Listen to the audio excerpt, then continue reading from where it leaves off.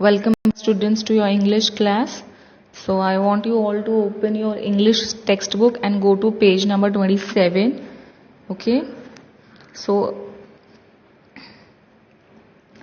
from unit 2 we are going to study the first poem vocation. Okay. सो इसका warming up वाला जो part है हम वो बाद में करेंगे.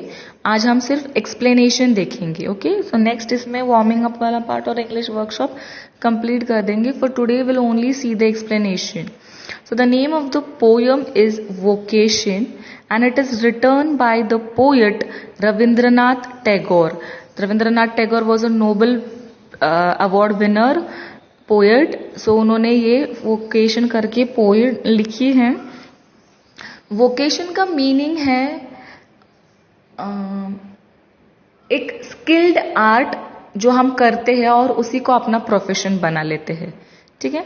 जैसे कि carpenter, gardener, painter, artist, makeup artist, dress designer, ये जो होते हैं ये क्या करते हैं, उनको उसमें इंटरेस्ट होता है इसलिए पहले वो सीखते हैं. स्किल बन जाते हैं उसमें और उसी को अपना प्रोफेशन बना लेते हैं. उसको वोकेशन कहते हैं ना. जैसे कि आज अपने आप सुनते होंगे वोकेशनल कोर्सेस होते हैं ना, वैसे उसको वोकेशन बोलते हैं. ठीक है.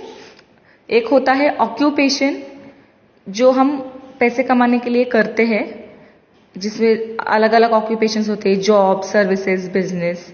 और एक होता है वोकेशन, स्किल्ड आर्ट होना और उसी को पेशा बनाना. बोलते हैं ना तुम्हारा क्या पेशा है, हम पूछते हैं ना, वो उस पेशे को वोकेशन बोलते हैं. ओके. आई होप आपको टाइटल का मीनिंग समझ में आ गया, वोकेशन मतलब क्या.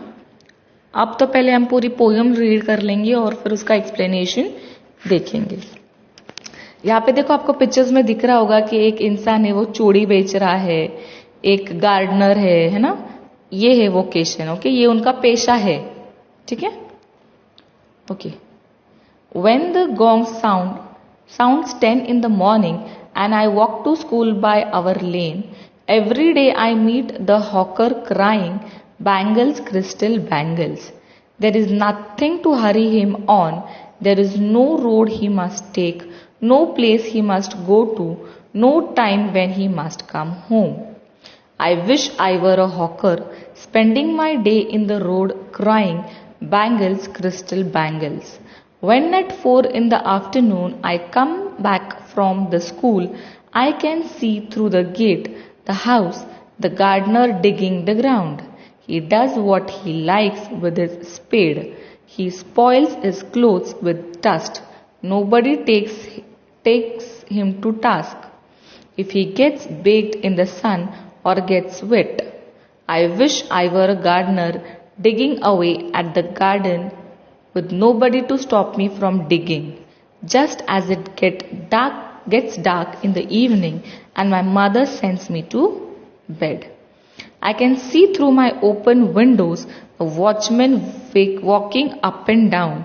The lane is dark and lonely and the street lamp stands like a giant with one red eye in its head. The watchman swings his lantern and walks with his shadow at his side and never once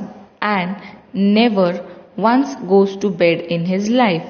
I wish I were a watchman walking the street all night chasing the shadow with my lantern. Written by Rabindranath Tagore. Okay.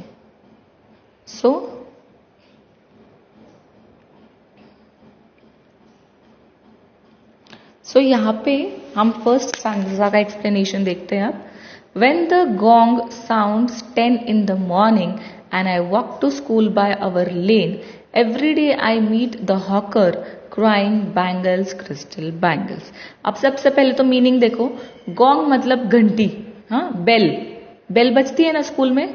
School चालू होती है तब बजती है, school छूटते वक्त बजती है, रिसेस में बजती है, हर एक पीरियड के बाद बजती है. यस, बेल, रिंग, उसको गोंग बोलते हैं. ठीक है. नेक्स्ट है हॉकर. हॉकर मतलब फेरी वाला. फेरी वाला होता है ना, अलग अलग फेरी वाले होते हैं, पाव वाला होता है, भाजी वाला होता है। हाँ, जो फेरी वाले होते हैं उनको हॉकर्स बोलते हैं, ठीक है।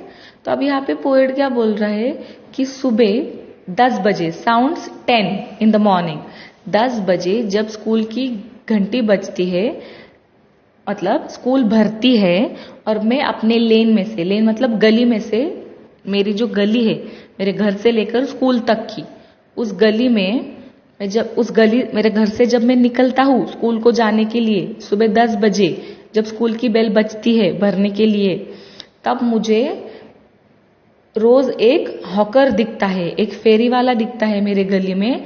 जब मैं स्कूल को जा रहा होता हूँ सुबह, कौन सा फेरी वाला दिखता है उसको? बैंगल्स वाला, चूड़ी वाला। आजकल तो चूड़ी वाले बहुत कम आते हैं लेकिन बहुत कम आते हैं। तो वो बोल रहा है कि मुझे एक फेरी वाला दिखता है जो रोज सुबह मेरे घर के लेन में चिल्लाते हुए घूमता है, बैंगल्स, क्रिस्टल बैंगल्स, चूड़ी ले लो चूड़ी, ऐसे बोलते हैं ना, तो ये भी चूड़ी वाला है।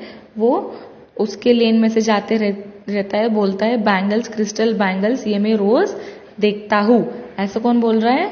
पोएट बोल रहा है। आगे क्या बोल रहा है? There is nothing to hurry him on, there is no road he must take, no place he must go to, no time when he must come home.